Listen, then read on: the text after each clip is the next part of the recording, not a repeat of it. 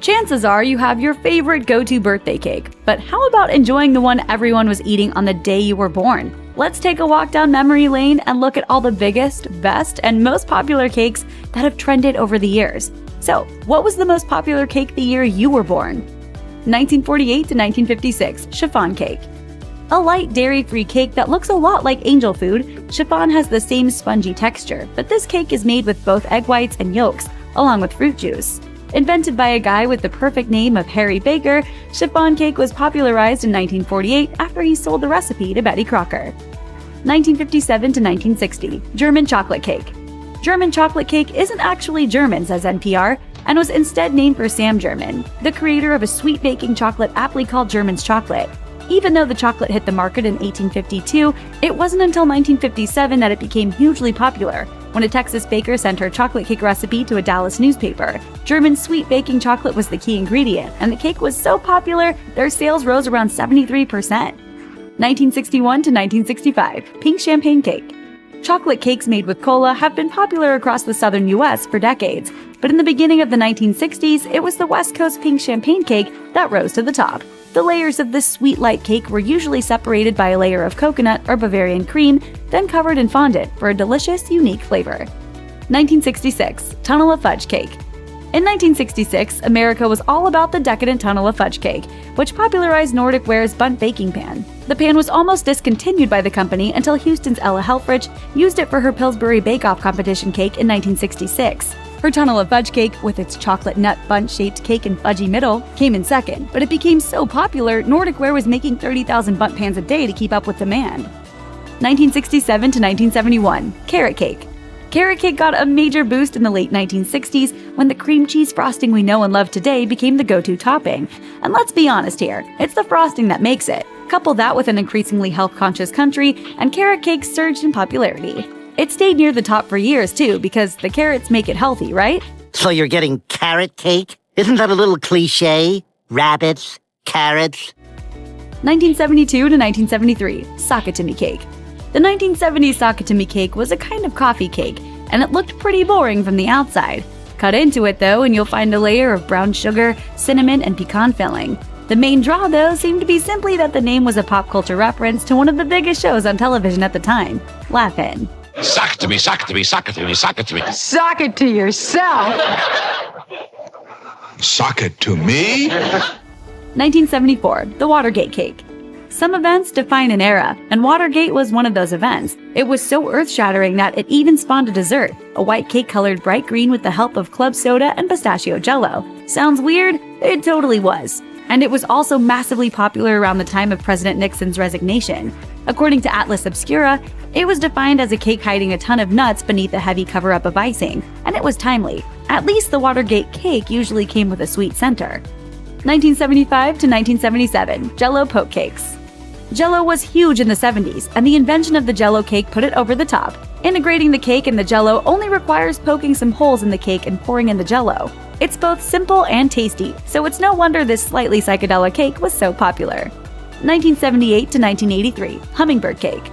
A light cake filled with the sweet flavors of banana and pineapple, hummingbird cake hit the big time with the February 1978 issue of Southern Living. That's when Mrs. L.H. Wiggins' recipe was published, and for decades, it's remained their most requested recipe. 1984 to 1987, tiramisu. The origins of tiramisu are shrouded in mystery, and so is its sudden rise to fame as America's favorite cake of the 80s. The word tiramisu first appeared in print in 1982, and the first recipe for the spongy, chocolatey, espresso-infused cake was published in 1983. Within a year, tiramisu was a national craze, right up there with leg warmers and Cabbage Patch Kids, only much, much tastier. 1988, chocolate praline layer cake. In 1988, Pillsbury Bake-Off competition introduced another star to the dessert world with the chocolate praline layer cake.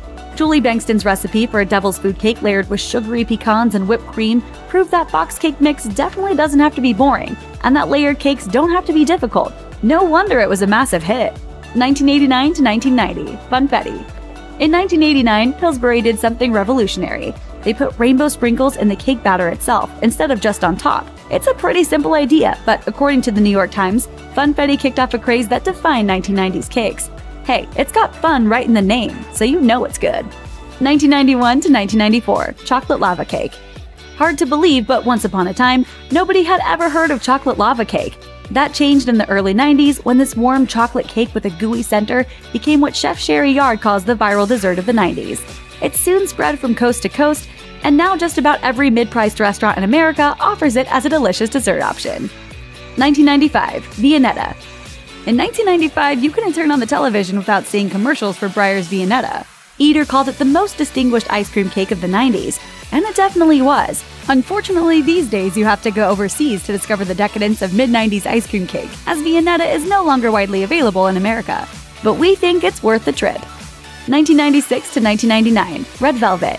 According to food historian Kim Severson, Red Velvet dates back to the 19th century, with the red part just a gimmick to sell more food coloring. But the recipe took off after a cameo appearance in the 1989 film Steel Magnolias and led to a new version of the cake being introduced by New York City's Magnolia Bakery in 1996. Red Velvet everything became the rage. Our taste buds thank you, Shirley MacLaine.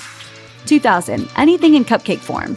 The Magnolia Bakery also helped turn cupcakes into a national obsession after the delicious treat was featured in an episode of Sex and the City. Not everyone was a fan, though, as some felt the fad drove quirkier foods out in favor of chasing the latest hot trend. But hey, cupcakes. 2001 to 2007, bacon cakes. According to the National Pork Board, bacon sales jumped 25% in 2001, and we haven't looked back since, with recipes for maple bacon cakes, bacon and blueberry cakes, bourbon bacon cakes, and cakes filled with brown sugar and bacony goodness. Bacon reigned for years in a delicious dictatorship of savory goodness. 2008, anything in cake pop form.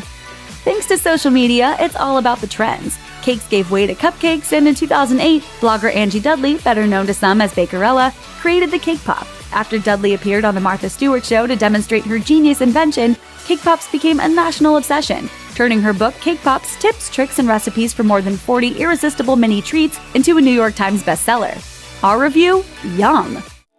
There's no shame in baking a cake using a boxed cake mix. You've got practically everything you need all boxed up in a super convenient package. But let's face it, boxed cake mix tastes suspiciously like boxed cake mix. So what do you do if you crave the flavor and texture of a homemade cake but need the convenience a boxed cake mix offers? These hacks will elevate your boxed cake into the made-from-scratch flavor you crave. Dairy Delish. Standard boxed cake mixes call for plain water to be mixed into the batter. But what would happen if you subbed that liquid for something that delivered a lot more flavor and richness? That's exactly what happens when you swap real milk for the water in a boxed cake mix. Adding the milk also increases the denseness of the cake, making it seem more like homemade. You can also substitute real butter for the oil. Melt the butter first so you can measure it correctly, and it'll mix well into your batter. The luxurious buttery flavor makes your cake taste homemade and expensive. Creamy substitutes. Mayo in cake? It's not as crazy as it sounds. Mayonnaise is made from eggs and oil after all. Follow the directions as normal, adding a couple of tablespoons of mayo to your batter to boost the flavor, or up to 1 cup for an extra moist cake. Yogurt can also add some surprising zing and texture to your cake mix batter. The blog One Good Thing adds 6 ounces of lemon yogurt, 2 tablespoons of oil, and 2/3 of a cup of buttermilk to substitute the liquid portion of a cake mix. Adding a few tablespoons of sour cream to the batter improves the flavor even more. Finally, a pint of your favorite ice cream will take your cake to the next level. You're so hungry for delicious ice cream. Prepare the batter, but sub the oil and water for the ice cream that you've allowed to melt. This hack allows you to get super creative with the flavor combinations. Use soda. Want to really trick your friends and family into thinking you labored over a cake from scratch? The good news is, it's as easy as popping open a can of your favorite soda. Mix the dry cake mix ingredients together with a 12-ounce can of soda and bake as directed. That's it! The Huffington Post provides a helpful list of flavor ideas, like combining French vanilla cake mix with orange soda for a creamsicle cake, or spice cake mix and ginger ale for a ginger spice cake. Mocha Masterpiece. Adding coffee to your cake mix batter is a truly fabulous hack because it's one that people will have a hard time pinpointing. They'll just know that you've added a little something that gives it a real wow factor. A few tablespoons of strong brewed coffee, when added to chocolate cake, will boost the chocolatey taste of your cake without a coffee taste. Juice it up. Much like real dairy improves the texture and richness of a store-bought cake mix, subbing out the liquid in your recipe with more creative items can really boost the flavor of the cake you're baking. Consider using orange juice in the batter of yellow cake or apple juice in a spice cake. I can make that with some apple juice.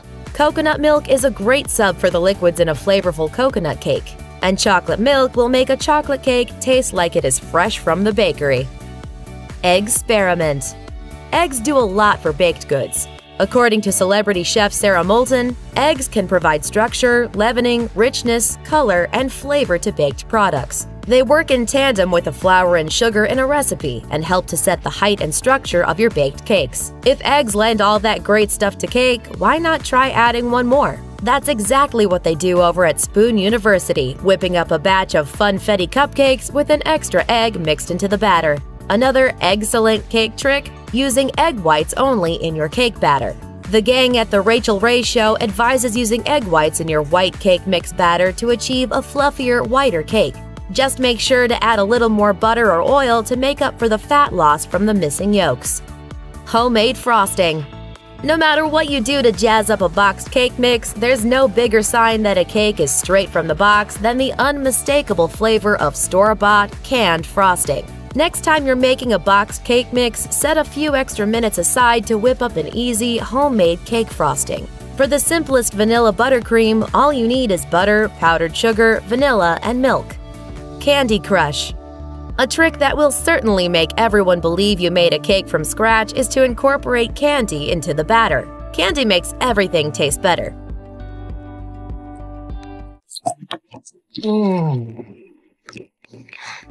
Again, with this hack, there are endless flavor combinations that you can create, but there are a few guidelines to follow to make sure you achieve your desired results. If using large candy bars, be sure to chop them into bite-sized pieces. With soft or chocolate candies, freeze the candy overnight so they don't completely melt away into your baking cake. When checking the cake for doneness, don't insert a toothpick in the center of the cake as you might normally do. An oozy piece of candy could get in your way. Instead, press lightly on top of the cake with your fingertips. If it springs back easily, it's done. If you've ever eaten one of Cinnabon's gooey cinnamon rolls, you know just how addictively delicious they can be. But what exactly is it that makes it one of the best cinnamon rolls around? Here are a few reasons why the chain's rolls are so popular. Did you eat my Cinnabon? No. Cinnabon's cinnamon roll recipe isn't some old family heirloom that was handed down from generation to generation until founder Rich Komen decided to open his first store. Yeah, looks an awful lot like Cinnabon. Well, thank you, Brad. What a nice thing to say. No, the cinnamon roll recipe that we've all come to know and love was created especially for Cinnabon, and it took months to perfect. Komen recruited Geraldine Brosseau, a restaurant owner with a background in baking, to create the recipe, and for 3 months, Brosseau made batch after batch attempting to fulfill Komen's request for an irresistible cinnamon roll, since he'd already had a sign with the irresistible promise made up. This irresistible treat also needed to bake in just 14 minutes in a convection oven, the longest Komen had determined people would stand in line. But after sourcing just the right cinnamon and perfecting a dough that was, quote, both pillowy and able to hold its shape, Brosseau finally hit the jackpot with a recipe that produced a towering cinnamon roll complete with a sticky sweet syrup and lemony cream cheese icing. It was indeed irresistible, so much so that it's gone unchanged since its inception. You know you're digging into a Cinnabon cinnamon roll when you see that drool-worthy puddle of brown sugar cinnamon syrup underneath your pastry. That syrup, which was one of founder Rich Komen's original requirements for the recipe, is lovingly referred to as goo, and without it, a Cinnabon just wouldn't be the same. Aside from the goo factor, there's another essential element that makes a Cinnabon cinnamon roll oh so gooey, and that's the just barely cooked middle. Bloomberg notes that the rolls, which get pulled from the oven at 165 degrees rather than 190 degrees, could be described as, quote, medium rare to rare. Turns out steaks and cinnamon rolls are both better when they're not overcooked. One of the first things you notice the moment you sink your teeth into a piping hot Cinnabon is that cinnamon flavor. Of course, any cinnamon roll is going to have cinnamon flavor, but Cinnabon doesn't just use any cinnamon. The proprietary blend from West Sumatra in Indonesia makes all the difference. Jennifer Hallwill, Cinnabon's Senior Director of Culinary Research and Development, told My Recipes how it's different from what you'd buy at the grocery store, saying, Specifically, our cinnamon is unique due to its high volatile oil and cellulose content. It's what provides that unmistakable aroma and ooey-gooey thick consistency to Cinnabon's world-famous cinnamon rolls. How about that Cinnabon odor? You ever been walking through the mall, you're like, what's that smell? Oh, I just got a cavity. Damn Cinnabons. Could the thing that puts their classic roll way over the top be that luscious cream cheese frosting that's applied to every roll with a decidedly heavy hand? Yes. According to Cinnabon's website, their signature frosting is exactly what puts their rolls over the top. As they put it, it's often been imitated but never replicated. The smooth, ooey-gooey topping of Cinnabon cream cheese frosting adds another depth of flavor. Painted all over our rolls, it's a final layer to perfection. It's hard to disagree with them there. Imagine a world where your Cinnabon is not swimming in frosting. It's not a world we want to live in. If it seems like you've never been served a less than fresh Cinnabon cinnamon roll, it's because you haven't. Cinnabon bakes a new batch of rolls every 30 minutes at minimum, so you know you're in for a fresh from the oven treat no matter what time you place your order. You also know that when you dig into the center of that roll, it's going to be nice and warm. It's one of the things that makes the Cinnabon experience so great every single time. At some locations, you can even watch as the workers painstakingly roll out the dough, douse it with a hefty coating of cinnamon sugar, and slice it into even chunks. As this demonstration video from Cinnabon HQ reveals, it's all done by hand. And watching the process leaves no doubt in your mind that you're getting a freshly baked cinnamon roll. And the smell that goes along with it won't hurt your feelings either. If you have a serious sweet tooth, it's hard to imagine ever getting tired of your favorite treats. But there's a whole world out there beyond cheesecake, pies, brownies, and ice cream. Consider crafting some of these little-known desserts from around the globe the next time you need your sugar fix. Butter tarts. Canada has been holding out on the rest of the world by keeping these a secret. The basic recipe for butter tarts, like the one Julia Nolke from Tastemade is demonstrating here, is fairly simple. So you can whip up a batch easily, even if you aren't a pastry chef, as long as you have the right tools. Look at this. What is this even used for if it isn't butter tart filling? To add a little variety, throw some walnuts, pecans, or raisins into the mix. You may want to consider doubling the recipe using a cupcake pan, like in this Anna Olsen video, because when they're bite-sized, these little tarts are sure to go quickly. Pina Colada Crunch Cake. It can be summertime anytime, at least in your mouth, when you've mastered this simple Pina Colada-inspired cake. This little-known no-bake gem from blogger Cheeky Kitchen is made with crushed granola bars and pineapple, cream cheese, and lots of coconut goodness. And it comes together quickly to easily feed a crowd. Make it ahead of time and then set it out to soften just before serving. Lemon posset. This simple, traditional British dessert, sometimes served with fresh fruit, has been around since the Middle Ages. But today's lemon possets have a thicker texture than the traditional drink and require a spoon to eat. This classic dish is perfect for people who like a little tart with their sweet. If you can't wait to try this tangy confection, you'll need just 3 ingredients to whip one up. As James Martin demonstrates here, if you have lemons, heavy cream, and sugar in your kitchen, then track down a recipe like this one from One Pot Chef and give yourself plenty of time. These beauties take about 4 hours to set in the refrigerator. Mamul. The Middle Eastern take on shortbread is made throughout the year, but this treat is particularly popular after Lent and Ramadan, both periods marked by fasting. It's also popular with the Jewish community, who eat the treat during the holiday of Purim. Mamul can be filled with a variety of ingredients, including date paste and nuts. Tulumba. The hardest thing about making Turkish tulumba at home is getting the shape just right. It requires a pastry bag or a similar gadget with a star-shaped tip, as this Turkish chef demonstrates, to get the classic look of this popular street food. But even if you don't master the shape right away, your tulumba will still be scrumptious. Made out of deep-fried dough, tulumba gets a coating of lemon-flavored syrup before being served. It's rich, sweet, and decadent. What more could you ask for in a dessert? Mitarashi dango. Who knew you could use soy sauce to make dessert? A sweet, soy sauce-based sauce is the key to mitarashi dango, a classic treat from Japan, as the ladies from Japanese Cooking 101 demonstrate here. The blend of salty and sweet brings a unique flavor to skewered balls of tofu and rice flour. Often served fresh from the grill, mitarashi dango has become a popular street food, and it's worth being adventurous at home and seeing what all the hype is about for yourself. Try pairing this treat with a pot of green tea for an elegant brunch dessert. Malva pudding. Apricot is such an underused flavor, but it gets a chance to shine in this recipe from South Africa. Don't be fooled by the word pudding in the title. Outside the US, the term is used to refer to many desserts and savory dishes. In the case of Malva pudding, the confection is more like a cake.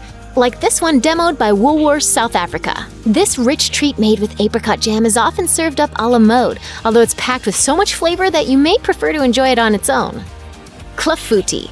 Forget cobbler, it's all about the clafoutis. This fruit-based baked good hails from France and is kind of a cross between a cherry pie and a pancake. While traditionally made with unpitted cherries, you can opt to substitute your favorite fruit if you want to, like Laura Vitale does here with raspberries. As Beth Lamanach notes, it's traditionally served cold in France. If you prefer it warm, serve it right out of the oven with fresh whipped cream and lime zest, like Chef Jessica Yang of Rebelle in New York City. Halo Halo. For generations, halo halo was one of the best-kept secrets of the Philippines, but in recent years, it has taken New York City by storm. The beauty of halo halo is that it can be pretty much whatever you want it to be, as Erwan Yusuf of Tastemade demonstrates with his sweet bean and corn-based halo halo. The base recipe calls for shaved ice and evaporated milk, and from there, the sky's the limit. But common ingredients include fruit, jelly, and ice cream. Mix, halo halo, basically sugar in a glass. So here's a question for you. Who among us doesn't love a freshly baked chocolate chip cookie? If you hand anyone a plate of these tempting treats, they're sure to go full-blown cookie monster on you. Nom nom nom, as the kids like to say. In fact, chocolate chip cookies are such a favorite that it's hard to believe they haven't been around since the dawn of mankind. Curiously, these delightful snacks only date back to the 1930s, where they were invented at a restaurant called the Toll House. And yes, that's precisely why they're often referred to as Toll House cookies. So, now you know. You probably also know that the original recipe, the one you'll find printed on bags of Nestle chocolate chips, is already just about perfect. Still, there are lots of ways to improve on the classics, usually by switching up one magic ingredient. Lucky for you, Handle the Heat blogger Tessa Arias took it upon herself to test the most popular ingredient tweaks for the classic chocolate chip cookie.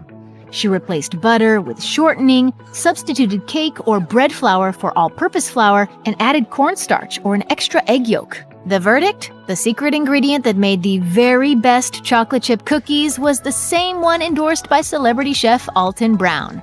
Namely, bread flour. Sift together 2 1/4 cups of bread flour with a teaspoon each of salt and baking soda. It's true. Bread flour makes for the thickest, chewiest cookies on the planet, and Arias strongly suggests that you substitute at least half the all-purpose flour for bread flour when making your chocolate chip cookies. But if you don't use any all-purpose flour, you might need to adjust the proportions a little bit. Her recipe calls for using 1 cup plus 2 tablespoons of all-purpose bread flour in place of 1 cup of all-purpose flour. Alton Brown's famous chewy chocolate chip cookie recipe also calls for using only bread flour, which is measured in ounces, 12 of them to be exact, approximately 2 1/3 cup. He even helpfully uses a puppet to help explain why this is. Since bread flour can absorb much more liquid than all-purpose flour, more moisture will stay in the cookie. Thanks for clearing that up. Meanwhile, Brown assures us that the bread flour will help you attain extra chewiness in your cookie, and everyone will be thrilled with the results. According to Baker Betty's Baking 101, bread flour has the highest amount of protein of any of the most commonly used types of baking flour, the others being all-purpose flour, cake flour, self-rising flour, and whole wheat flour. In the baking process, extra protein translates to extra gluten, and gluten is what creates that highly desirable extra chewy factor. That's why bread flour is a smart swap for regular all-purpose flour. Betty also has her own scientifically formulated recipe for chocolate chip cookies that are chewy yet thin. This recipe calls for using bread flour as the only type of flour in the whole recipe. Betty also provided a few other tweaks for added chewiness in a blog post about the science behind chocolate chip cookies. For example, you can use more brown sugar than white sugar in the cookie recipe. Or you can eliminate 1 egg white and add 2 tablespoons of milk in its place. You can also choose to melt the butter instead of creaming it. Want to know why? It's because melting the butter releases water, which, when combined with the bread flour, creates yet more gluten. Chocolate chip cookies are a beautiful thing in their original form, but the recipe can certainly be tweaked if you want to try improving on perfection. The website Food52 claims, cornmeal adds a slight grit and texture to the batter. Toffee echoes and repeats back the earthy sweetness of brown sugar without adding too much extra sweetness. Last but not least, a little sea salt helps tie the whole thing together. Meanwhile, the craft beer website The Brownies posted a recipe for chocolate chip cookies flavored with chai spices, molasses, and you guessed it, beer. The Daily Meal also offered up a bunch of over-the-top cookie recipes that include all sorts of wild ingredients. Think trail mix, Rice Krispies, cashews, toasted marshmallows, Nutella, and pistachios. They don't suggest putting all these add-ins in the same cookie recipe, but there's no reason you can't give it a try, you wild animal. Or better yet, why not come up with your own over-the-top spin? Whipping up chocolate chip cookies that are chock full of pecans, bacon, and a bit of bourbon? The possibilities are truly endless.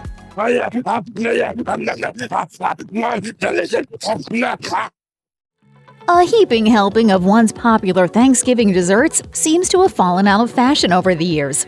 These were, at one time, seen on Turkey Day tables across the country, or at least in certain regions. So consider trying some of these tasty vintage treats at your feast this Thanksgiving. Undoubtedly, this former staple of New England tables needs a new name. Maybe something like Molasses Delight, or how about a rum and vodka? The main ingredients are the base ingredients of rum and vodka, molasses and corn. But maybe that would make too many people think it's alcoholic. According to What's Cooking America, this dish has also been called Indian mush. But that's maybe even worse. In its earliest incarnation, which dates back to around 1796, this dessert was little more than a cornmeal mush with a dash of molasses added for sweetness. It has roots in an old-timey English dessert called hasty pudding that dates back to 1599. And if that doesn't sound appetizing in the least, don't worry, it gets better. Later recipes added things like raisins and spices, and in the handful of places where it's still served, it's often accompanied by vanilla ice cream. Since the pudding is served hot and the ice cream is cold, some have taken to calling it heaven and hell. That's not a bad name. Massachusetts Plymouth Plantation is a living museum that focuses on life in the 17th century and has gone to the trouble of recreating some authentic dishes that would have been found on local tables in that era. According to Boston Magazine, they hold their own Thanksgiving celebrations with these authentic recipes, and one that sounds absolutely delicious is Narragansett strawberry cornbread. Strawberries were a well-known treat. They even got a shout-out in the journals of Massachusetts Bay Colony leader John Winthrop. But it was the Narragansett tribe that first mixed them into cornbread. There are a lot of cornbread recipes out there, and it really is as simple as mixing in some strawberries. Or, as a taste of history suggests, other dried berries. Just remember that if you're going authentic, it should be a recipe that doesn't use dairy or eggs. It's the perfect dessert for anyone who doesn't want to follow a heavy Thanksgiving meal with something overly sweet. But you can't have my cornbread, that's for damn sure. Because if you try to take my cornbread, part 2 of my killing spree gonna begin up in here on your ass right now. Pumpkin pie is hardly something that needs to make a comeback. It's the Thanksgiving dessert, and it's not going anywhere. But this is the original, which looked pretty different. Settlers really weren't impressed with the idea of eating pumpkin and scorned the idea until scurvy set in. It was native people who showed them how to do something tasty with it. According to What's Cooking America, there was no crust. And for good reason. There were no ovens around that would have been capable of baking one. The process was likely just cutting the top off a pumpkin or other type of squash, taking out the innards, and baking it over an open fire. The Huffington Post reports that it would pretty quickly bake down into a version of pie. The pumpkin would have been sliced, and the inside would have been hot, tender, sweet, and delicious. It's easy to modernize, too. Use your oven, and make sure you pick a pie pumpkin and not a carving pumpkin. The Guardian pondered whether the Jell-O salad was, quote, an American abomination or Thanksgiving treat. It's a fair question. We've all seen the cringeworthy pictures of various meats and veggies floating in gelatin from 1970s-era cookbooks. Serious Eats says that gelatin-based desserts were once reserved for the rich and famous. Gelatin required a chef's skill to make. But when Jell-O came on the scene at the turn of the 20th century, things changed. People went a little nuts. Jell-O salads, with their jiggly exteriors and surprise fillings, were once called America's most famous dessert. And look, we're not talking about reviving the monstrosities of old. This is a simple Jell-O salad with cranberry and pineapple. Maybe cranberries and raspberries. Cranberry and orange? Add a layer of whipped cream, and you'll have a sweet treat. Yep, there's always room for Jell-O. Nantucket cranberry pie is not precisely a pie in the typical sense. Instead of filling in a crust, it's basically a one-bowl cake-like batter poured over cranberries. It's baked until the cranberries turn soft, yet remain tart, and the cake becomes light and delicious. It's got all the flavors you want for Thanksgiving, and here's the bonus. It's nowhere near as heavy as a slice of pumpkin pie. Where did this amazing idea come from? According to Taste, the most popular recipe comes from a novelist named Laurie Colwin. It was published in an issue of Gourmet magazine in 1993. And we hate to break it to you, but the 90s are officially old school. Abraham Lincoln is the president who declared Thanksgiving a national holiday. So what about enjoying a dessert right out of Mary Todd Lincoln's cookbook? Food blogger Tori Avey says Mrs. Lincoln's preferred cookbook was Miss Leslie's Complete Cookery. And nestled in its pages is a recipe for pumpkin pudding. Imagine a super moist dessert that's a cross between cake and pumpkin pie filling. And you've got the general idea. Miss Leslie's version was definitely decadent, served with a rich cream sauce and made with traditional pumpkin pie spices and a dash of rosewater. The Thanksgiving we celebrate today doesn't have a whole heck of a lot in common with what America's earliest settlers would have done. Tori Avey says we can largely thank Sarah Josepha Hale for most of the traditions we observe. In 1827, Hale published a novel called Northwood, A Tale of New England. It includes a whole chapter about a Thanksgiving meal and the spread of roast turkey, stuffing, gravy, veggies, pies, and cranberry sauce sounded so good, it ended up being the blueprint for Thanksgiving dinners for decades after. So what better way to celebrate the mother of Thanksgiving than by bringing one of her desserts back to the table? It's an easy one, too. The recipe for her apple pudding was published in her 1841 book, Early American Cookery, and it's basically a sweet pudding made from stewed apples, lemon, brown sugar, cream, and eggs, then baked like a pie. What the heck is a sonker? According to Open Table, the idea of the sonker can be traced back to North Carolina's Blue Ridge Mountains. It's basically a pie-like dessert made with a simple crust and filled with whatever was handy.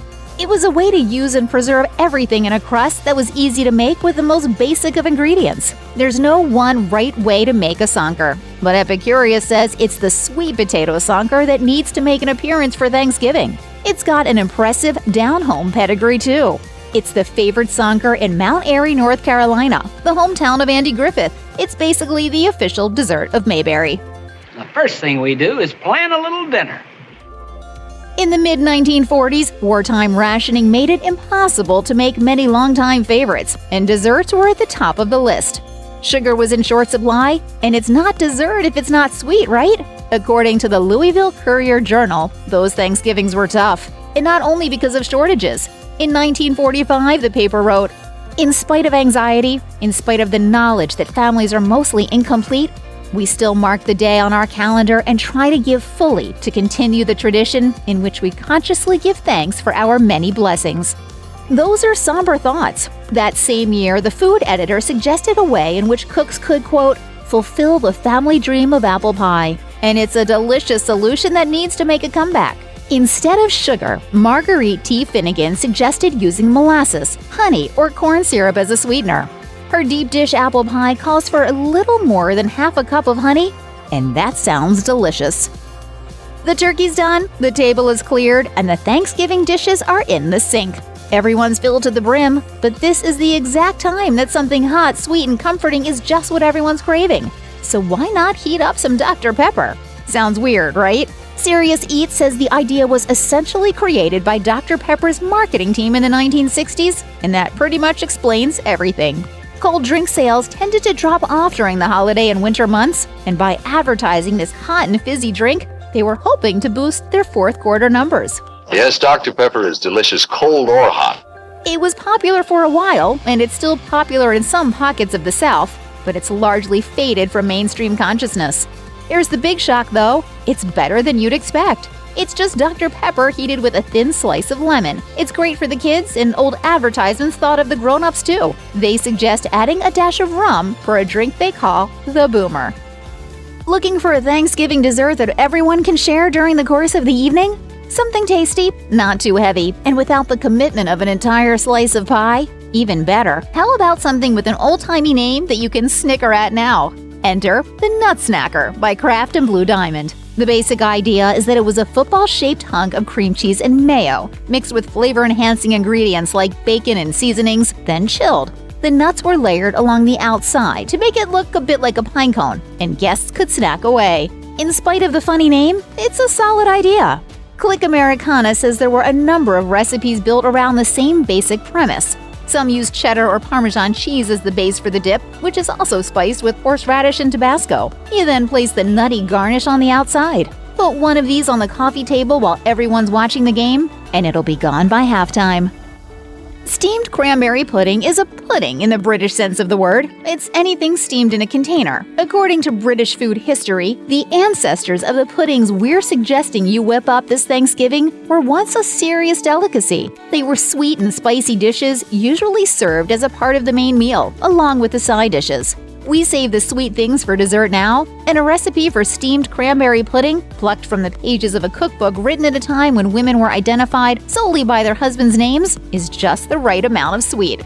The one Baltimore Fishbowl found was written by Mrs. A. Van Eerden, and it's a British pudding with a distinctly American twist. It's made with cranberries, molasses, cream, butter, and just a dash of vanilla, among other things. Then the super thick mixture is poured into a can, and it's steamed rather than baked. It's delicious, different, and a nod to the place from which those original settlers hailed.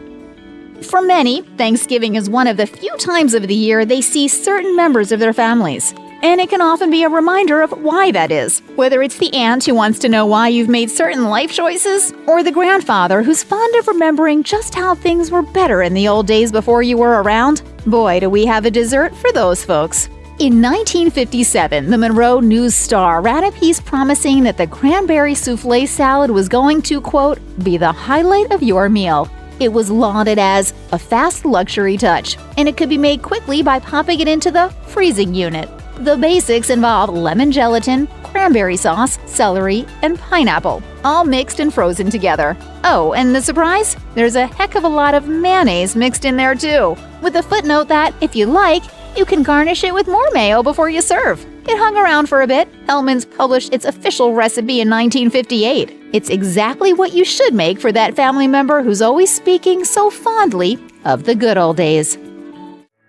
If you look back through the decades, you'll find all kinds of wacky, wild recipes you can't fathom eating. But despite some of those old recipes seeming absurd, newer doesn't necessarily mean better. Take a page out of your grandma's recipe book when it comes to desserts, and you'll find a whole bunch of ideas her generation loved. And yours will too.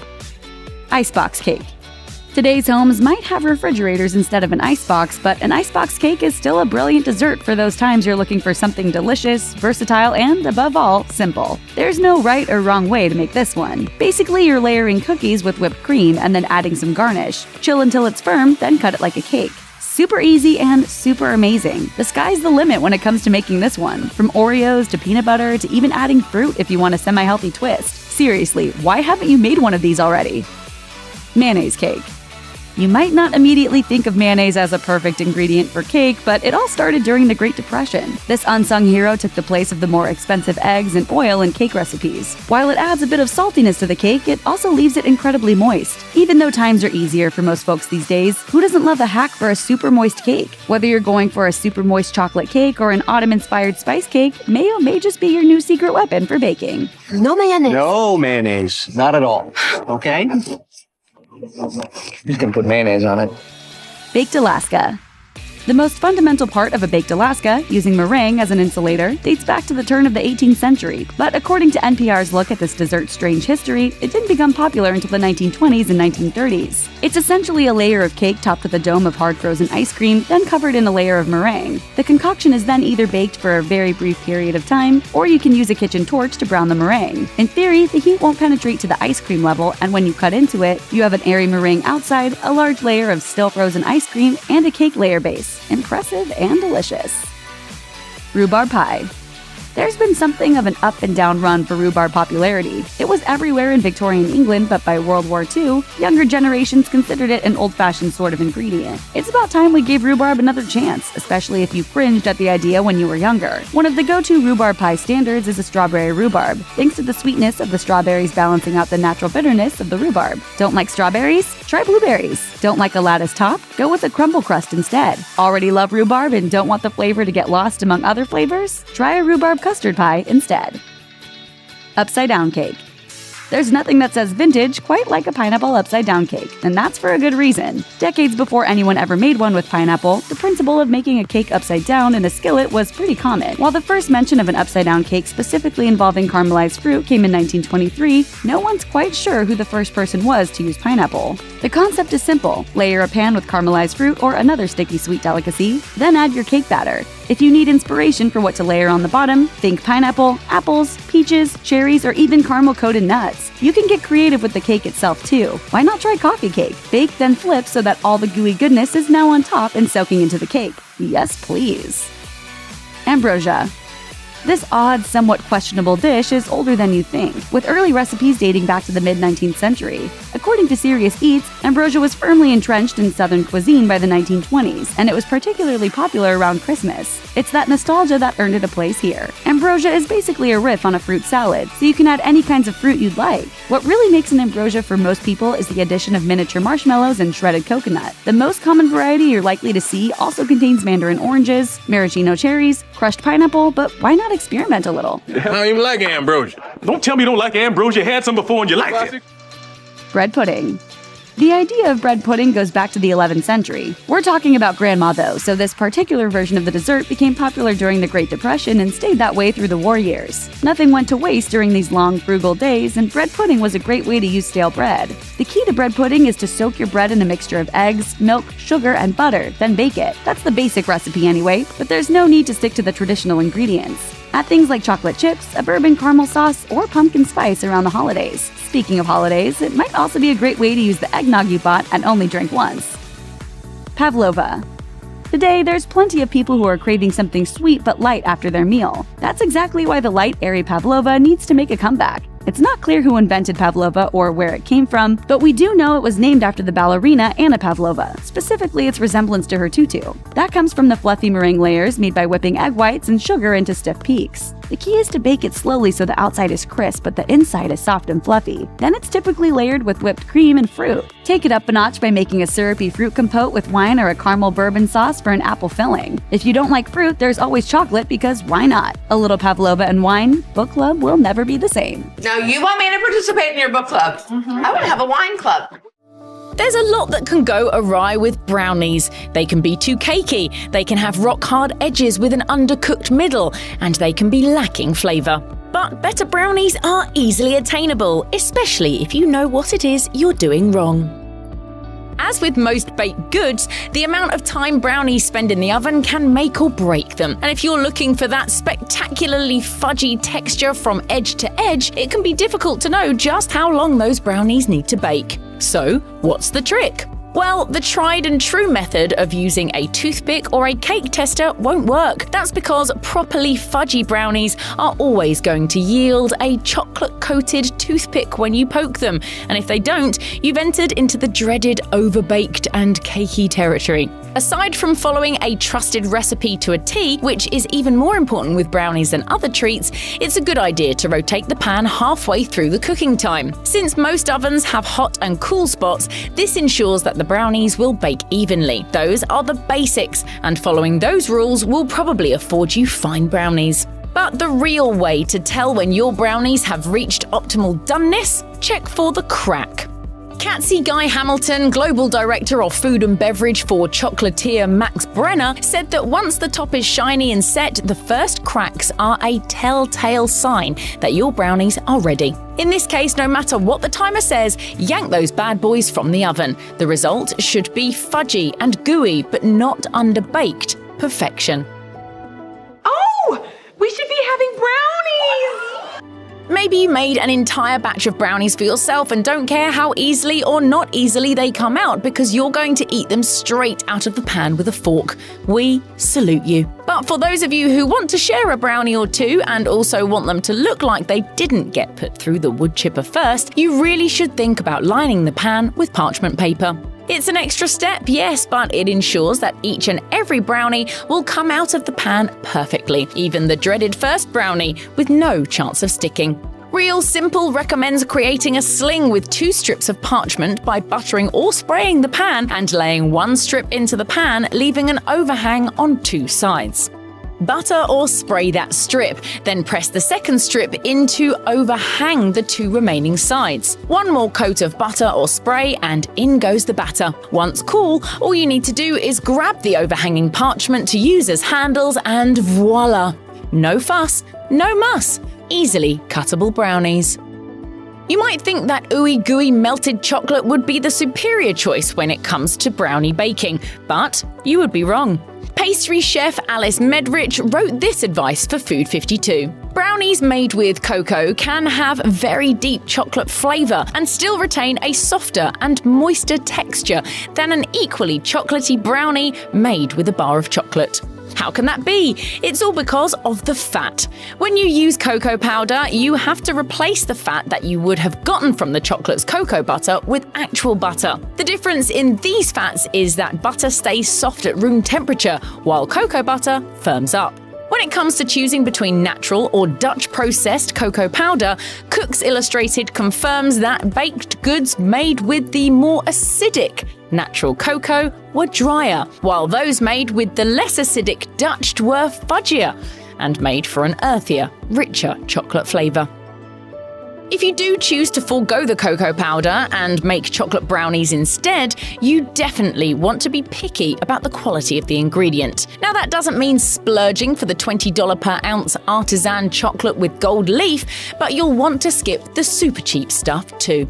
Former Bon Appetit Senior Associate Editor Claire Saffitz had this to say: I wouldn't bake with an $11 artisanal bar. It should be delicious enough on its own to eat as a snack. Now, what about chocolate bars versus chocolate chips? Is there really any difference? There is, and it's a big one. While it might be easier to grab the bag of chips rather than painstakingly chopping a big bar of chocolate, the chips won't be doing your brownies any favors. That's because chips contain stabilizers and preservatives, which aside from impeding the melting process, can compromise the chocolate's flavor. While Saffitz recommends against baking with chips, she says that if you do, be sure to choose a high-quality product that contains fewer ingredients.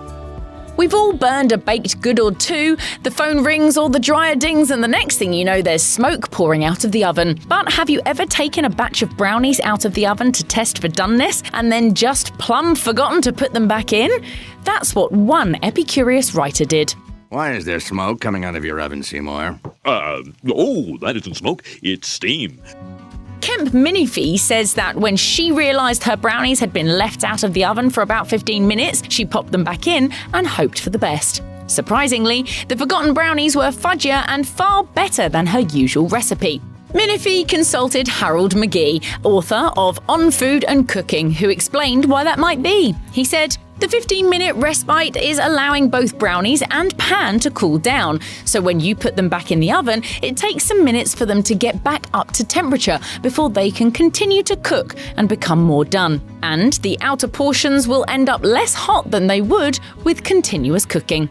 In case you need an extra push to try this method, just know that famous chef Alton Brown co-signs and promises what he calls ooey gooey brownies.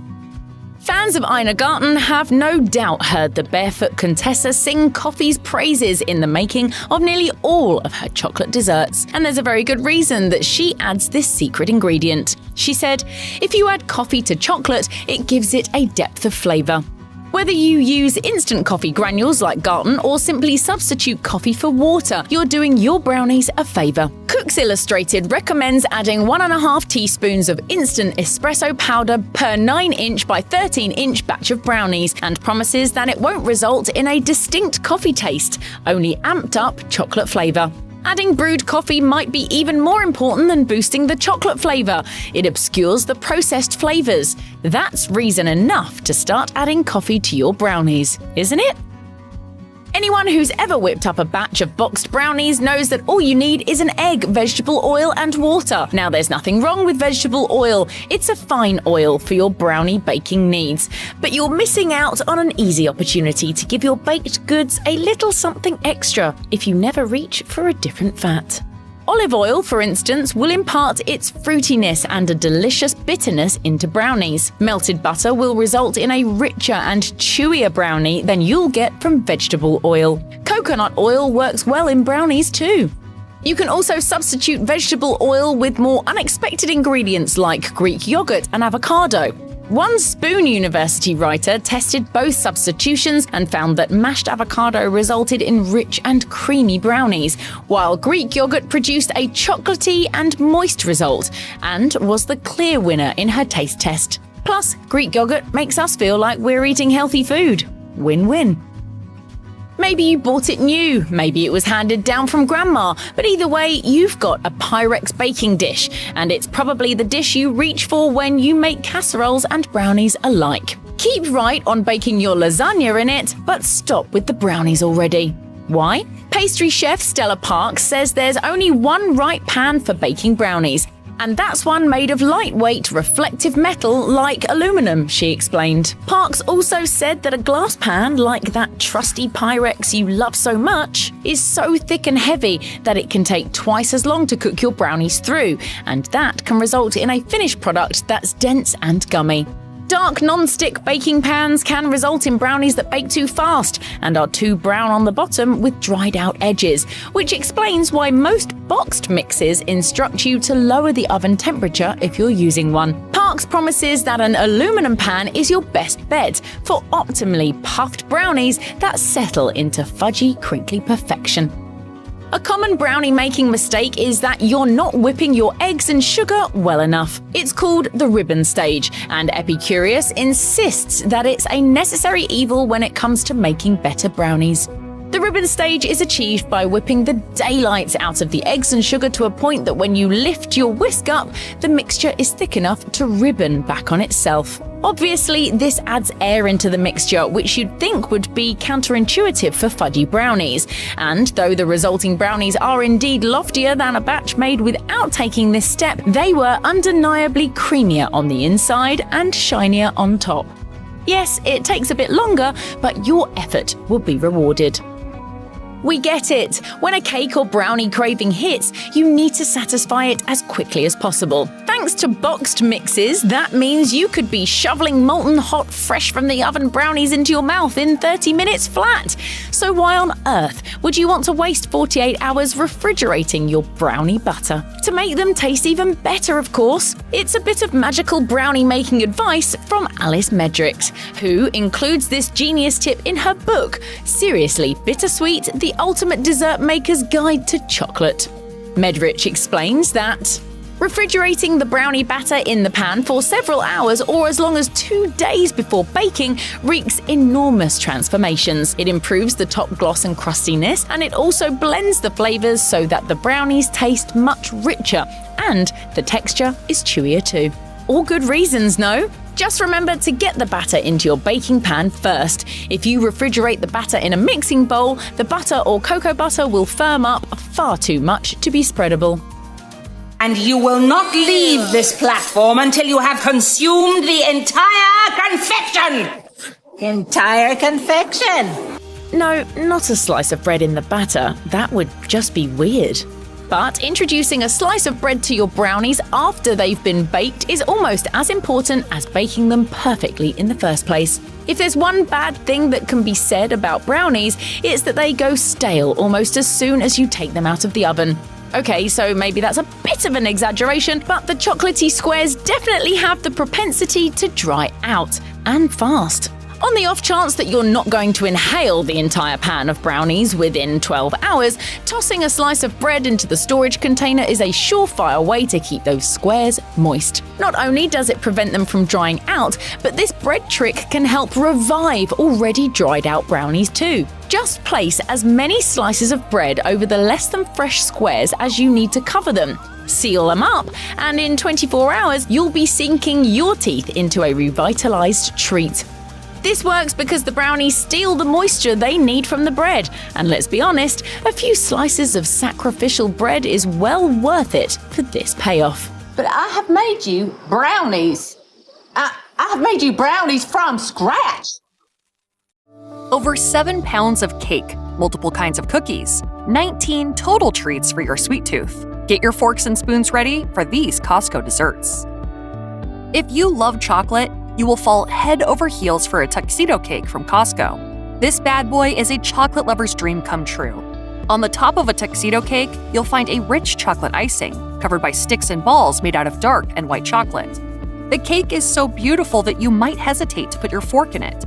But once you gather the courage and dig in, you'll be met with a bold, rich chocolate cake, along with chocolate mousse, white chocolate mousse, and pieces of chocolate brownies. Everything is so heavy and so packed with flavor that you will only be able to eat a small slice for dessert. While everyone misses the discontinued All-American chocolate cake that featured 7 pounds of chocolate heaven, the tuxedo cake is a suitable replacement. In fact, the amazing mousse and the use of white chocolate make the tuxedo cake even more enjoyable. I'm gonna go buy a churro. While Costco's churro is a relatively simple creation, it's truly something you should try while you're still among the living. To make it, Costco twists up some dough, fries it, and then sprinkles it with a mixture of cinnamon and sugar. It may sound simple, but your taste buds will be overjoyed. There are 2 aspects of the churro that helps elevate it to its current legendary status. First of all, Costco's churros are about 18 inches in length and satisfyingly thick. Secondly, churros at Costco only cost roughly $1.50. These days, it'd be difficult for you to find a better bang for your buck dessert anywhere else. When you order a churro at Costco's food court, it will be hot to the touch. It's a good idea to eat it as soon as possible because that's when it will be the softest and have the most flavor. You've got to try this cheesecake. While Costco has a large selection of cheesecakes, you should start off by purchasing the regular cheesecake. It weighs 4.5 pounds, but it's not even that expensive. Once you taste it, you'll understand why this cheesecake is anything but regular. It may be richer and more flavorful than any cheesecake you've ever tried before. For a relatively small price tag, you can feed your entire family and still have more cheesecake to eat tomorrow. While this so-called regular cheesecake is the best of the bunch, other cheesecakes at Costco are spectacular in their own right. Around the holiday season, there's an amazing pumpkin cheesecake that is sure to be a favorite in your household. You also can't go wrong with the New York-style cheesecake with strawberry topping. That one will also be a crowd pleaser if you like fruity desserts. If you need to unwind after a long and stressful day, there's not a better dessert than Costco's ready-to-freeze vodka cocktails. As the name suggests, these frozen ice pops are blessed with a pleasant amount of vodka. It's not enough to make you tipsy, but it's enough to take the edge off as you relax at the end of your day. You'll also be happy to learn that each ice pop only has 100 calories. You'll find that the best flavor is strawberry freeze, but that the watermelon hibiscus gives it a run for its money. The lime drop flavor can be shockingly sour at first, but you can learn to enjoy that one as well. Since vodka cocktails are a summer treat, you won't find them at Costco year-round. Also, their availability in your Costco is subject to state liquor laws. At the bakery department of your local Costco, you can find many types of danishes, from the cheese Danish to the apple Danish to even the almond Danish. Each type looks delicious. And while they all taste just as good as they look, Costco's cherry Danish is the best of them all. Made with an impressive amount of real cherries, this Danish is a treat that you'll savor from the first bite until the last. If you want to make it even more flavorful, put the cherry Danish in the microwave for a few seconds. Once it's a little bit warm, you won't believe how great this dessert will taste. Each one has 440 calories though, so you probably don't want to eat more than 1 or 2 if no one is looking. Costco sells more than 5 million pumpkin pies each year, each one freshly baked using the same recipe that the stores used since 1987. These big pies weigh nearly 4 pounds, but only cost $5.99. Once you try a fresh-baked pumpkin pie from Costco, you will no longer trust any other store's pumpkin pie. It's so much better than any other store-bought pumpkin pie that it's almost comical. The crust of this pie is fantastic. The texture is perfect, and the buttery taste is equally as perfect. From there, the pumpkin pie gets even better. The filling is densely flavored with pumpkin, cinnamon, and nutmeg. It tastes like a joyous autumn afternoon distilled into its ultimate form. While it tastes great as is, don't hesitate to add some whipped cream on top of this Costco pie. If you want to add ice cream to your dessert, French vanilla ice cream also makes for a phenomenal pairing. I couldn't believe how moist this cake was. When you first look at your David's Cookies 9-inch rainbow cake from Costco, you may be underwhelmed. Before you carve into it, it looks like a boring white cake without any festive frills. Once you cut out a slice, however, you'll be thrilled by the fiesta of colors within. Living up to its rainbow moniker, this cake has 5 layers beneath its inauspicious exterior. The first layer is a bright red, the second layer is deep orange, the third layer is a deep yellow, the fourth layer is an emerald green, and the fifth and final layer is a bold violet. Between every layer is a thin strip of white frosting, which allows each color to stand out beautifully. Not only is your David's Cookies 9-inch rainbow cake aesthetically pleasing, it's also extremely tasty. The density of this cake, as it actually weighs 7 pounds, allows you to cut skinny slices and still keep everyone completely satisfied. If you see a carrot walnut cake at Costco, you need to put it in your shopping cart as quickly as possible. This seasonal dessert is only usually available around Easter. The cake comes in at a whopping 4 pounds, so you'll have plenty to share with the rest of your family, even if you hoard some for yourself. As of last year, it boasted a relatively modest price tag, so you won't regret this purchase at all. In addition to the flavor of carrots, this cake also has toasted walnuts and sweet bits of apricot. Apricot in a carrot cake? It may sound iffy, but it works wonderfully well. The addition of fruity sweetness and a chewy texture becomes something you look forward to with each bite. On the exterior of the carrot walnut cake, you'll discover a rich frosting made with cream cheese and sugar. Costco then puts crumbs of carrot cake on the frosting to finish off the creation. If the carrot walnut cake is unavailable, the carrot bar cake is a suitable replacement. It's not quite as good as the 4-pounder, but it's better than going home empty-handed. I like ice cream a whole lot. It tastes good when days are hot. On a cone or in a dish, this would be my only wish. If you want to eat your dessert at Costco, head to the food court for an ice cream sundae. This relatively new offering is available in 2 forms. You can either opt for vanilla ice cream topped with chocolate sauce, or vanilla ice cream topped with strawberry sauce. While both options are well worth the $2.49 Costco charges for this dessert, the strawberry version is the real prize. With syrupy pieces of strawberry in the mix, the genuine flavor of this ice cream sundae isn't something you will soon forget. Both versions of the ice cream sundae come in a plastic cup. If you wish, you can instead order your vanilla ice cream in a waffle cone. Although it costs only $1.99, and you don't have the option of adding chocolate or strawberry sauce. Bad tiramisu can be bitter and feature an unappealing, soggy texture. But before you write off tiramisu for good, go to Costco and buy the tiramisu bar cake. This cake could make you realize that you actually adore this Italian dessert. For a reasonable price, you get 2.5 pounds of amazingness.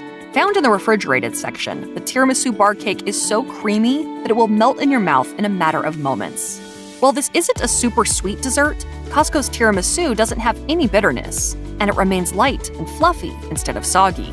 It's also fancy looking and easy to slice, which makes it a great option for when you have company over at your home. Though it's possible to make homemade tiramisu, save yourself the aggravation and potential disaster by purchasing this dessert from Costco instead. By doing so, you'll never have to worry about eating bad tiramisu ever again. You order creme brulee for dessert. It's beautiful. It's sweet. Despite what you may see on TikTok, it's really easy to make a mistake when trying to make creme brulee from scratch. Forgo the heavy lifting and head to Costco when a craving for creme brulee hits you. Costco creme brulee couldn't possibly be any better. Whether you like it hot or cold, you're going to love this stuff. Unfortunately, this dessert tends to be a seasonal offering. The brand of creme brulee Costco carries also varies from year to year. If you want creme brulee hot, the instructions on the package say to put it under your broiler on low. keep the oven open a little bit and take it out after about 2 minutes. At that point, the top of the creme brulee should be caramelized, and an extra amount of crunchiness will have been added to the equation. If you want to eat it cold, simply remove the cover, pour in the crumbs of caramel, and start shoveling it into your face. While it tastes good either way, you'll find that going the extra mile to make it hot is well worth the effort. Eating a slice of apple pie for dessert is just about the most American thing you can do at a dinner table. The lattice apple pie from Costco may very well be the best apple pie you can find at any store. The golden crust with a lattice design looks cool and tastes even better. It's the right balance between crunchy and doughy. The apple slices in the pie are flavorful on their own and are further enhanced by the presence of a generous amount of sugar and cinnamon. The apple slices aren't mushy at all, as they maintain the perfect amount of crispness. You can enjoy it out of the box, or you could heat it up and eat it with a scoop of ice cream. One surprising fact about Costco's lattice apple pie is that it's vegan-friendly. You'd be hard-pressed to locate a better vegan dessert than this delectable pie. There's another big change at Costco that shoppers are noticing. The company has stopped making the iconic half-sheet cakes. Unfortunately, Costco no longer sells half-sheet cakes to customize and feed to an army of your closest friends and family members. It is still possible, however, to buy a customizable round cake from Costco. These cake-shaped cakes come in 2 varieties: chocolate with chocolate cake mousse filling and white cake with vanilla mousse filling. The chocolate version has fudge frosting on the outside, while the white version has a white buttercream frosting on the outside. Both are fully customizable from the bakery for your special occasion.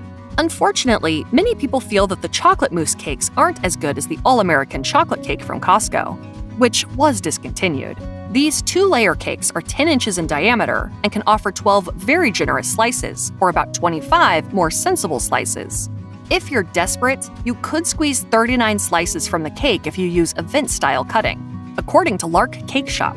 Unfortunately, that's not nearly as many as the iconic Costco half-sheet cake once served.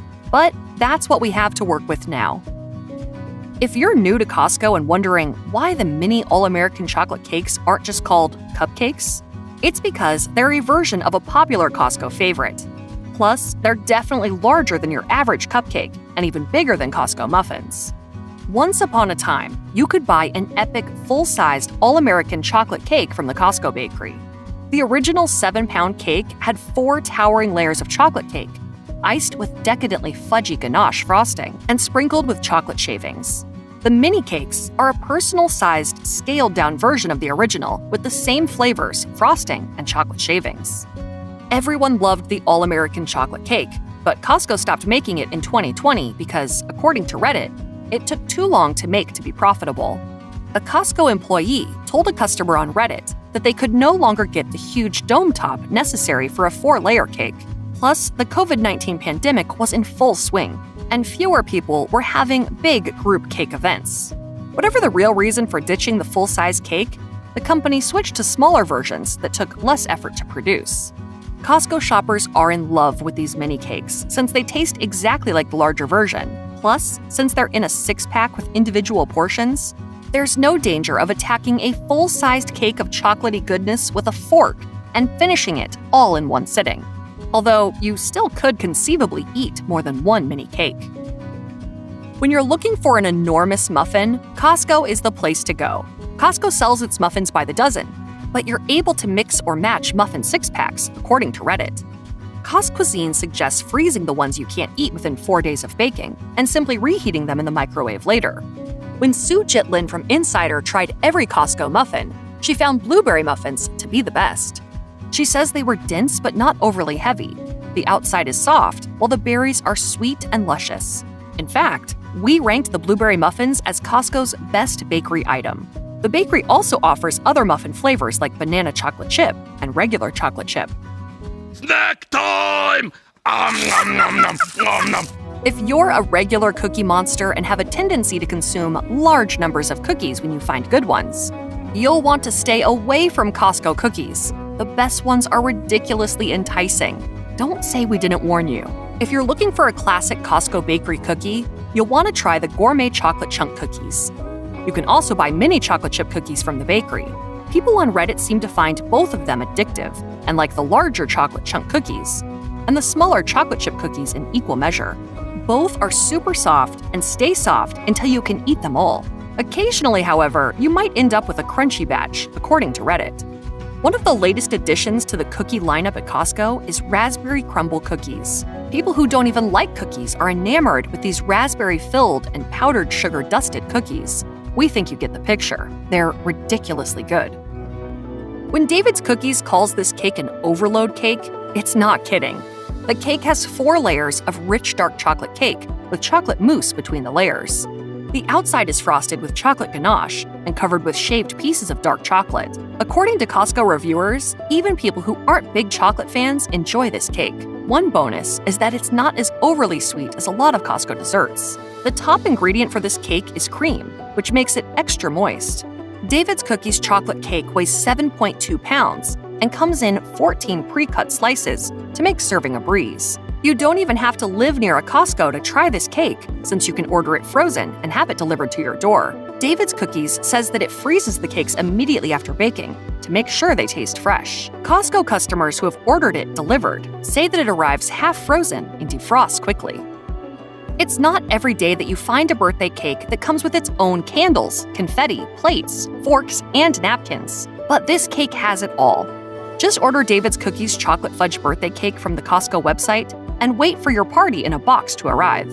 This moist and rich cake has a fudge filling and chocolate ganache frosting. Since it serves around 16 people, it's perfect for a small get-together or impromptu surprise. You'll need to put a little forethought into ordering this cake to have it delivered on time, since the first delivery date can be as many as 6 days from the day you order it to allow for processing. For full disclosure, the David's Cookies Mile High Peanut Butter Explosion Cake is an 860 calorie per slice cake. So you're definitely getting your $60 worth here. It's quite the confection. The 6.8 pound cake starts with a fudge brownie base, alternating between layers of peanut butter mousse and chocolate cake. As if that weren't enough, it's topped with more pieces of brownie, peanut butter chips, and fudge drizzles, and comes in 14 pre-sliced servings. This is another Costco cake that comes frozen via mail delivery. People who have traditionally bought this cake from David's Cookies have switched to buying it from Costco, since they seem to have exclusivity for this product now. The reviews for this cake are overwhelmingly positive. Customers say that it's rich, moist, and yummy. Don't be fooled by the pictures on the boxes. They might look delicious, but looks can be deceiving. So keep watching for the frozen desserts you shouldn't buy and those you should. Who doesn't like tiramisu? This Italian classic with ladyfingers doused in booze and coffee with creamy mascarpone cream is absolute heaven. It's easy enough to make your own tiramisu, but it's a lot easier to just buy one. But if you do opt to buy, you'll want to avoid the version from Our Finest, Walmart's store brand, which doesn't have much of that home-style appeal. Instead, it features a long, preservative-heavy ingredient list that includes the likes of modified cornstarch and icing sugar. If you're really into portion control, you might like that this treat comes in single-serving pieces, since you get 6 per package. But you also might wonder why there's canola oil in there, which just seems like a way to skimp on the rich egg yolks that are meant to form the base of the custard. There's also a more traditional layered version of this tiramisu, but either way, we're not so sure an Italian grandmother would ever approve. Sara Lee is a classic brand that's made many dinners better over the decades by adding a touch of sweetness. But there's a big difference between their French-style cheesecake and a homemade version. In case you don't know, French-style refers to cheesecake that's usually more dense as a result of the French cheese used in the recipe. And it can also refer to no-bake cheesecake that doesn't contain eggs and instead uses cream to set the filling. Sara Lee's version is super processed and gets a 10 out of 10 on the Environmental Working Group's food score scale, with 10 being the worst. It contains food additives of higher concern, including BHA and ingredients that are likely derived from antibiotic-treated animals. By comparison, Sara Lee's New York-style cheesecake gets a merely high 8 on EWG scale. A serving of the French-style cheesecake also contains 26 grams of sugar and 26 grams of fat, 15 of which are saturated. It also packs in some palm oil, and overall has an ingredient list longer than a wedding speech. It stops right there, and it continues right here. Cheesecake is a hard product to sell commercially in grocery stores, it seems. Just consider Members Mark mini cheesecakes, which should die a quick death in the Sam's Club freezer aisle. These minis come in a variety of flavors, which is fun, but that doesn't make up for the fact that they're high in sugar and saturated fat and contain corn syrup, along with what's most likely not sustainable palm oil. The biggest selling point that the marketing team seems to emphasize is that these bites contain real cream cheese. But shouldn't that already be a given when it comes to cheesecake? The taste of these minis is actually okay, but it's not even on the same level as the Cheesecake Factory's frozen products. So it feels like you're really eating something commercial rather than made with love. Members Mark's New York-style flavor seems a bit more natural than its other choices, as it's made of 98% cream, milk, sugar, eggs, and wheat flour. But it's still too high in calories and fat to really be worth it.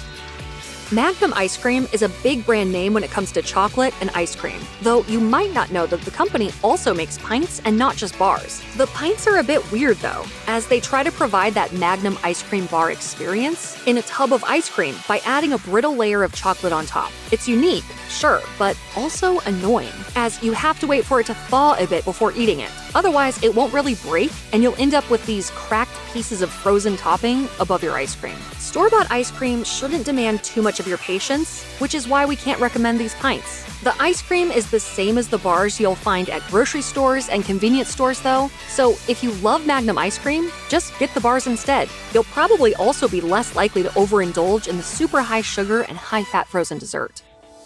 On the plus side, the at-home version of the Cheesecake Factory's super indulgent red velvet cake cheesecake doesn't contain trans fats or high fructose corn syrup. But that doesn't mean that you should eat it, because what it does contain is just as unappetizing. There's refined corn oil, palm oil, artificial color, and sodium trite polyphosphate. That last one's a cleaning ingredient that's also a food preservative. Plus, the whole thing packs in 480 calories, 33 grams of sugar, and 33 grams of fat. That includes 70% of your daily saturated fat. All those ingredients might mean this cheesecake is pretty tasty, but think of your health. It's one thing to have the occasional slice of cheesecake at your local Cheesecake Factory for a special occasion. Heck, you can even split it with someone who'll appreciate it with you. But downing an entire cheesecake like this one at home, you're going to need some serious willpower or a strong desire to share if you don't feel like eating way more than what's good for you. There's a really good reason not to buy Wonderslim's low-fat mini cheesecakes, as there's a warning on their box that the product contains a chemical known to the state of California to cause birth defects or other reproductive harm. If that's not enough to convince you to stay away, it also contains sucralose and corn syrup solids. For those reasons alone, you really shouldn't buy this frozen dessert.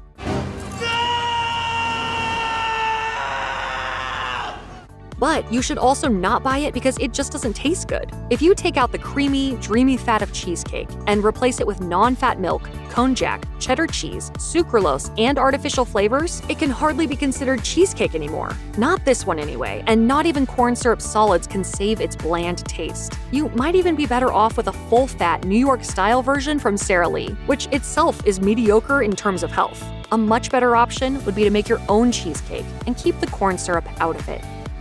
The icy-free squeeze-ups that you can find at Sam's Club are a little bit unappealing, to put it mildly. The mix package comes with flavors that aren't actually fruit, like blue raspberry, which is a mix of corn syrup and artificial flavor ending in numbers, like FD&C Blue Number 1. We all know that food is more delicious when flavors don't end in numbers, don't we? There's also enzyme-modified soy protein, and if you're thinking that's a bit weird considering that these are ice pops with 0 grams of protein in them, that's because modified soy protein is often used as a stabilizer and preservative.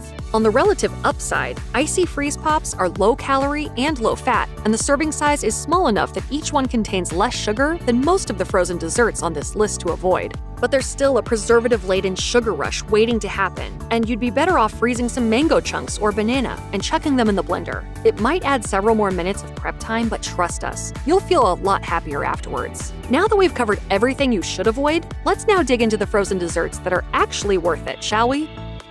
Made with real fruit and no high fructose corn syrup, Outshine's fruit bars are light and juicy. They're also GMO, gluten, and fat-free, but you wouldn't know that they're healthy by taste alone. The ingredients include fruit and cane sugar, with additional sweetness and fruit flavor coming from concentrated fruit juice. So they're a lot more fruit-forward than other fruit-based frozen bars like popsicles. While our heart is committed to the strawberry, plenty of people love the other flavors, including peach, pineapple, grape, and tangerine. If you're thinking you'd prefer something a little creamier, Outshine has you covered with milk-based bars that come in strawberry, chocolate coffee, and mango.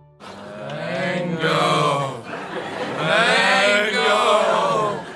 There's a pretty crazy story behind Halo Top, as it involves former lawyers going into debt producing healthier ice cream, and one of them nearly dying from carbon dioxide poisoning from dry ice. But did that journey lead to ice cream that actually tastes good? Indeed it did. Halo Top has a lot of air, which might make some people feel ripped off, but that air makes it light and gives it a creamy texture, along with a bunch of stabilizers and emulsifiers, but relatively natural-sounding ones. The main sweetener is erythritol, a corn-based sugar alcohol, and there's also stevia, thereby making Halo Top a low-calorie frozen dessert. So you can eat an entire pint of it without feeling guilty. As for the flavors, the birthday cake is fun, with sprinkles and a very cakey taste, but the chocolate chip cookie dough is our personal favorite. Considering the taste and texture, you wouldn't guess that there are 6 grams of fiber and 6 grams of protein. And there's also a dairy-free line made with coconut milk, which includes top flavors like birthday cake and peanut butter swirl. The much-loved Hold the Cone mini ice cream cones from Trader Joe's have a lot of things going for them. First, they're snack-sized, so you can eat just one or several at a time. And how cool is it to be able to eat more than one ice cream cone in one sitting and feel just fine about it? Second, the ice cream goes all the way down to the bottom of the cone, which is essential for a satisfying ice cream cone experience. And finally, the vanilla cones have a chocolate coating, so they're like your favorite fast food dipped cones, except that they're mini, and there are a bunch of flavor options, including chocolate, chocolate chip, vanilla, and coffee. Plus, seasonal choices like peppermint and pumpkin ginger. In 2021, these cones were the runner-up for favorite sweet treat in Trader Joe's Customer Choice Awards. The customer is always right. Ice cream-filled mochi have been rocking freezer aisle shelves since they became trendy in the 2010s. Mochi is originally from Japan and uses a sweet rice flour coating around a sweet filling, and the ice cream version likely originated in 1980s Los Angeles. Traditional mochi flavors include red bean and green tea, but other unique flavor combinations have exploded, along with mochi ice cream's popularity in North America. The ripe strawberry from My Mochi is at the top of the heap. For starters, the mochi tastes like genuine fruit, thanks to the puree inside being made with real strawberries. And better yet, they don't taste cloyingly sweet. My Mochi also makes dairy-free flavors, including a cashew milk-based strawberry creation, although the original is for purists.